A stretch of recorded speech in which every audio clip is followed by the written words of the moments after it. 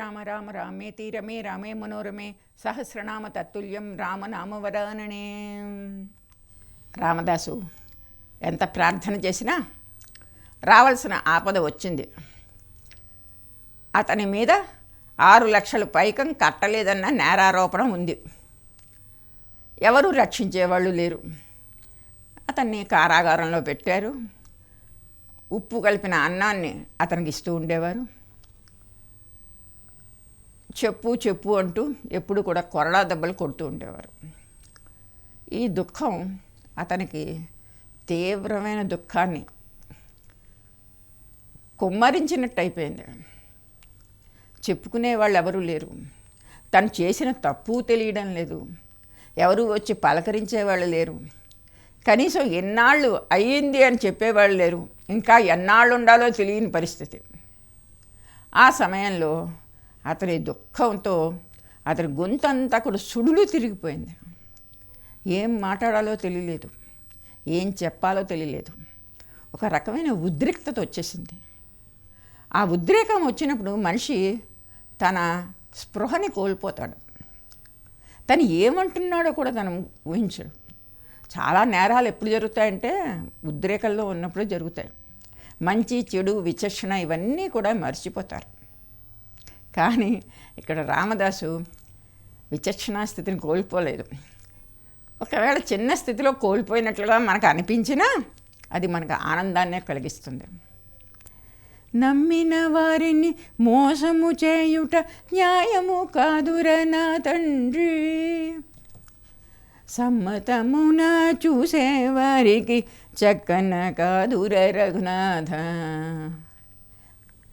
మోసం చేసేవన్నాడు. నమ్మిన వాళ్ళని మోసం చేస్తావు నువ్వు. ఇది మంచి పద్ధతేనా? అసలు ఇలా ఎవరైనా ఉంటారా? నీతో నిన్ను నమ్మి నేను కనీసం ఇంత పూజలు చేసి ఇన్ని రకాలు చేశాక నన్ను మోసం చేస్తావా? నిన్ను నమ్మి కదా నేను ఇందులోకి దిగాను అని చెప్పేసి మెల్లిగా నచ్చ చెప్పడం మొదలెట్టాడు. భక్తి సాహిత్యంలో దేవుణ్ణి పక్కన కూర్చోబెట్టుకుని నచ్చ చెప్పడం, ఇలా చేయకూడదమ్మా, తప్పమ్మా, ఇలా చేయకూడదు, ఇలా చేస్తే రేపెవరు నిన్ను కొలవరు, అసలు నీ గుడికి రారెవరు. ఆ రాముణ్ణి పట్టుకు వెళ్ళాడితే ఏమొస్తుంది? వాడు మన మంచి చెడ్డలు ఏం చూడ్డా. అదిగో రామదాసు ఉన్నాడు కదా, ఎన్నేళ్ళు ఉన్న కారాగారంలో పడున్నాడు. ఏమన్నా రామదాసుని చూశాడా రాముడు అని అంటారు. ఇలా చేయడం తప్పు కదా. న్యాయంగా నమ్మిన వాళ్ళని దగ్గరకు తీసుకోవాలి అని చెప్పేసేసి అతను తన భక్తుడికి, దేవుడికి మంచి చెడ్డలు బోధించడం అనేది రామదాసు సమయంలో. మళ్ళీ ఇంకొక స్థితిలో పాపకర్ముని నమ్మగరాదు, దైవం అనరాదు అంటాడు. ఊగిపోతున్నాడు ఉద్రేకంతో. పాపకర్ముడు, వీడు దైవం ఏమిటి? వీడు దైవం కాదు, మనం ఇన్నాళ్ళు దైవాన్ని మోసపోతున్నాం అని చెప్పేసి ఉద్రేక స్వభావంతో నిష్ఠురోక్తులు పలకడం మొదలెట్టాడు. ఇవన్నీ కూడా మనకి ఇంకేమనిపిస్తుందంటే శరీరం అలసిపోయింది, మనసు అలసిపోయింది, ఇంకా దిక్కుతోచని స్థితి. ఏదో ఒకటి ఇంకా బండబూతులు ఎలాగైనా సరే దూషించేద్దాం అన్న, ఇది ప్లాన్డ్ కాదు, ఇది అతను అనుకుని రాసింది కాదు. అతని ఉద్రేక స్వభావం. మరి ఆ ఉద్రేకం వల్లనే కదా ప్రభుత్వం సొమ్ము కాస్త మరి ముందు వెనక అయ్యో నన్ను అంటే తురుష్క ప్రభు కారాగారంలో పెడతారేమో, నేను ఇలా చేయకూడదు అని అనుకోకుండా ఉద్రేక స్వభావి కాబట్టే ఎన్ని లక్షలు ఖర్చు పెట్టాడు. అదే ఉద్రేక స్వభావం ఇక్కడ కూడా చూపిస్తాడు. ఏ రకంగా చూపిస్తాడంటే, అసలు ఇన్ని చేశాను నీకు అసలు నా మీద ఏమిటిది? నిన్ను నమ్మాను కదా నేనైనా ఒక్క చిన్న కాసు బంగారమైనా నా భార్యకి చేయించానా అని ఒక కీర్తనలో అంటాడు. ఒక చిన్న కాసు బంగారం నా భార్యకైనా చేయించానా? అంతా నీకే కదా ఇచ్చాను అని చెప్పి, ఇక్ష్వాకుకుల తిలక ఇకనైనా పలుకవే రామచంద్ర, నన్ను రక్షింపకున్నను రక్షకులెవరింక రామచంద్ర. ఎవరికైనా ఎప్పుడైనా ఎవరికైనా పౌరుషం వస్తుంది చెప్పండి. ఎరా మీ అమ్మ నాన్న ఇలాగైనా నిన్ను పెంచారు, ఎంత గొప్ప కుటుంబం రా మీది, ఇదేంట్రా ఇలాంటి అల్లరి చిల్లర పనులు చేస్తున్నావు అని అంటే ఎవరికైనా ఎంత దుఃఖం. నువ్వు అన్నీ అంటాను కానీ మా అమ్మని అనుకో అనేస్తాం కదా మనం. అలాగే అతను భక్త రామదాసు మొదట ఏం చెప్పాడు, ఇక్ష్వాకు కుల వంశం. నీ వంశం ఏమిటి అసలు? అజ మహారాజు నీ తాత, దశరథుడు నీ తండ్రి, అలాంటి వంశంలో జన్మించావు నువ్వు. నేను పట్టుకుని వేళ్లాడినందుకు నువ్వు నన్ను రక్షించకపోతే ఎలాగసలు అని చెప్పేసేసి అతని వంశాన్ని దూషించడం మొదలెట్టాడు. అంత గొప్ప వంశంలో పుట్టినవాడివి నువ్వు, నీ వంశం గురించి గొప్పతనం గురించి తెలుసుకోవాలి కదా, నేను ఇలా ప్రవర్తించకూడదని తెలియాలి కదా నీకు అసలు, అలా కాకుండా నన్నేమిటి ఇన్ని చిత్రహింసలు పెడుతున్నావు అని చెప్పేసేసి ఒక రకమైన ఉన్మత్త స్థితి, ఉద్రేక స్థితితోటి అతను ఇంకా ముందుకు ఎలా పెడుతున్నాడో చూడండి. అసలు నేనేం చేశాను నీకు? చుట్టూ ప్రాకారములు సొంపుతో కట్టిస్తే రామచంద్ర, ప్రాకారానికి పట్టే 10,000 వరహాలు రామచంద్ర. ముందర అసలు ఊరంతరికి చుట్టూ ప్రాకారం కట్టించాను. ఏ గుడినా అలా ఒక కొండ మీద ఉంటే బాగుండే కదా, దానికి ప్రాకారం కట్టించాలి. ఎందుకు అంటే ప్రాకారం ఉన్న గుడే లోపల వాహనాలు అవి జరగడానికి బాగుంటుంది. అందుకే ఒక హద్దు అన్నమాట. హద్దు, ప్రాకారం అంటే ఏంటి, ఒక హద్దు. ఆ చుట్టూ ప్రాకారాలన్నీ ఎంతో కష్టపడి కట్టించాను. తర్వాత గోపుర మంటపాలు కురుగా కట్టిస్తే రామచంద్ర.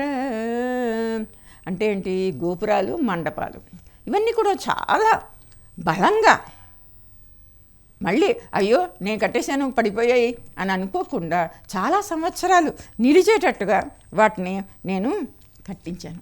ఇది తప్ప చెప్పు ఒకసారి. నీ గోపురాలు కట్టించాను, నీకు గట్టిగా ప్రాకారాలు కట్టించాను, ఇవన్నీ కట్టించాను కదా, మరి నన్నెందుకు రక్షించావు అని నిలబెట్టి అడుగుతున్నాడు అతను.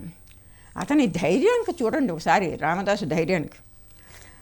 శత్రుఘ్నునకు నేను చేయిస్తే మొలతాడు రామచంద్ర. నా కళ్ళగల వైభవం. శత్రుఘ్నుడికి ఒక మొలతాడు చేయించాను. శత్రుఘ్నుడు నిజంగా సంతోషిస్తాడనా? కాదు. ఆ విగ్రహానికి ఒక మొలతాడు, బంగారు మొలతాడు చేయించాను. దానికి 10,000 రూపాయలు పట్టింది. మరి ఎలాగ చెప్పు? అవన్నీ ఆ ఆభరణాలన్నీ కూడా మీరు పెట్టుకుంటే అందంగా ఉంటారనే కదా.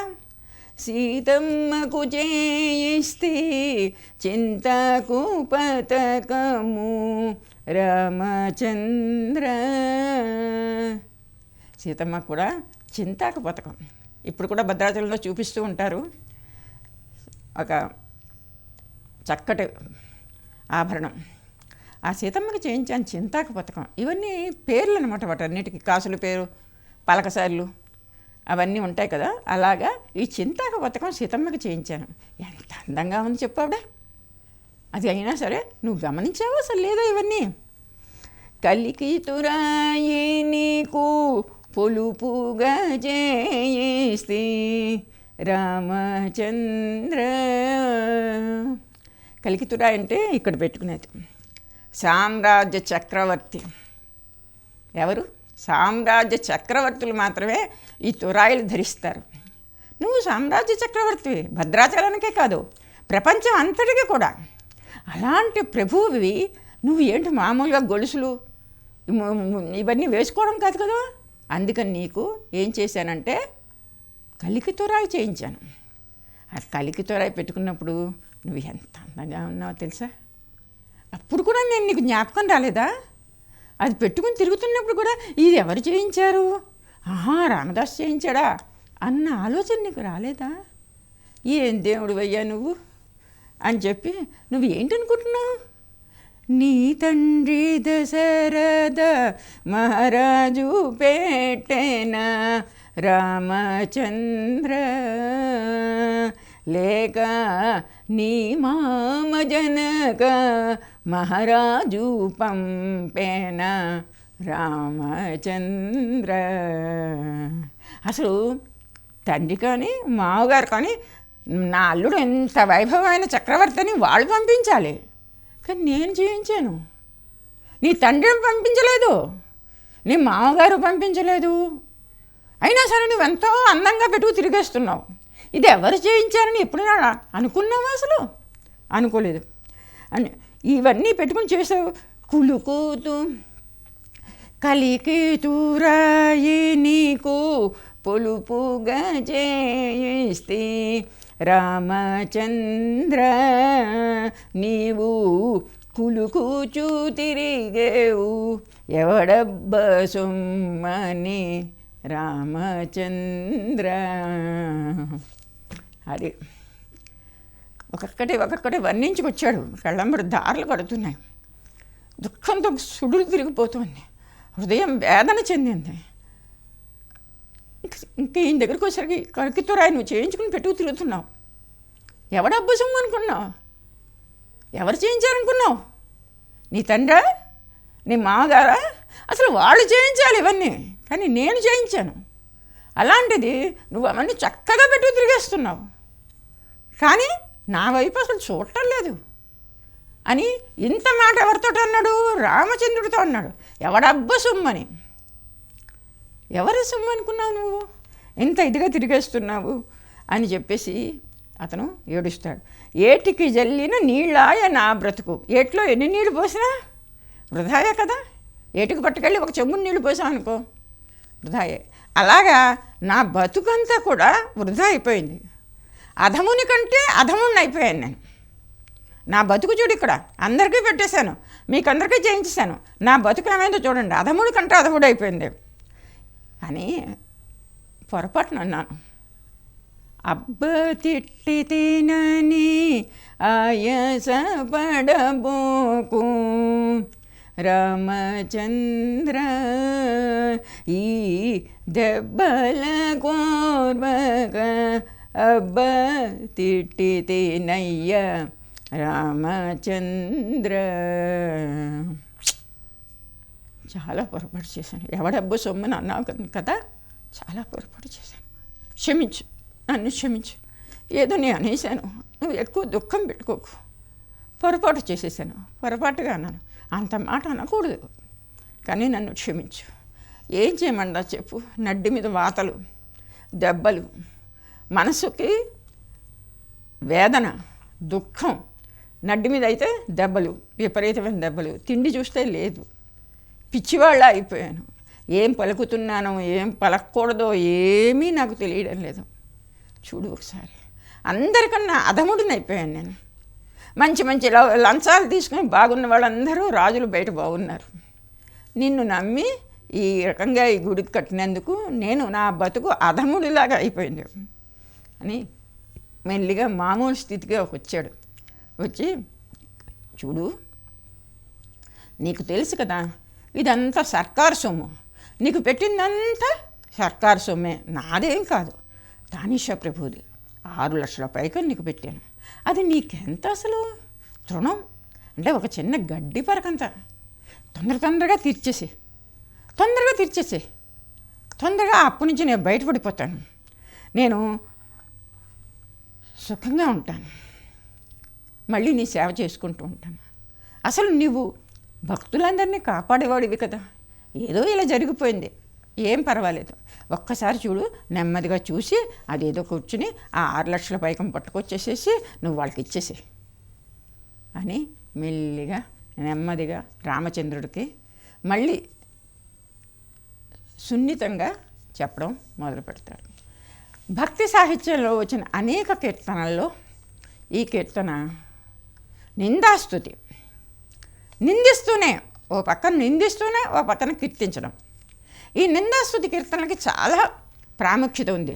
అసలు రామదాసుకి ముందర నిందాస్తుతి అనేది అంతగా వినిపించదు, కొంచెం వినిపిస్తుంది, కానీ నిందాస్తుతి అనేది రామదాసు తర్వాతే భక్తి సాహిత్యంలో చాలా మార్పు తీసుకొచ్చింది. ఇది నిందిస్తూ పలకడం, ఆ నిందులోనే రాముణ్ణి కాదు ఏ దేవుణ్ణైనా వేడుకోవడం. ఒక ఈ నిందాస్తుతి చేసేటప్పుడు ఏమవుతుంది అంటే తన ఉద్రేకంలో తన స్థితి మర్చిపోతాడు. ఏ మాట అనొచ్చు, ఏ మాట అనకూడదు అనేది మర్చిపోయి ఒక రకంగా నిందిస్తాడు. కానీ తర్వాత మళ్ళీ చెంపలేసుకొని చాలా పొరపాటు చేశాను సుమా, ఇలాంటివన్నీ నేను మాట్లాడకూడదు, కానీ ఏదో ఉద్రేకంతో మాట్లాడాను, ఈ బాధలు పడలేక మాట్లాడాను, నువ్వు కాస్త మామూలుగా వచ్చి నాలాంటి వాళ్ళని రక్షిస్తేనే కదా ఎవరైనా రేపు నిన్ను కొలుస్తారు. రక్షించకపోతే ఏమండి రాముడు ఏం పనికిరాడండి, ఇంకో దేవుడు ఉన్నాడు చూసారా, ఆ దేవుడు చాలా బాగా వరాలు ఇచ్చేస్తాడు అని చెప్పేసి ఒకరికొకళ్ళు చెప్పుకుని నీ దగ్గర నుంచి వెళ్ళిపోతారు అందరూ. అందుకని చెప్పి నువ్వు ఈ రకంగా సర్కార్ పైకం తృణప్రాయం, నీకు గడ్డి పరకతో సమానం, ఒక క్షణంలో వెళ్ళి ఇచ్చేసేసే అని చెప్పేసేసి అతనికి నచ్చ చెప్పడం అనేది ఈ కీర్తనలో బాగా కనిపించే విషయం.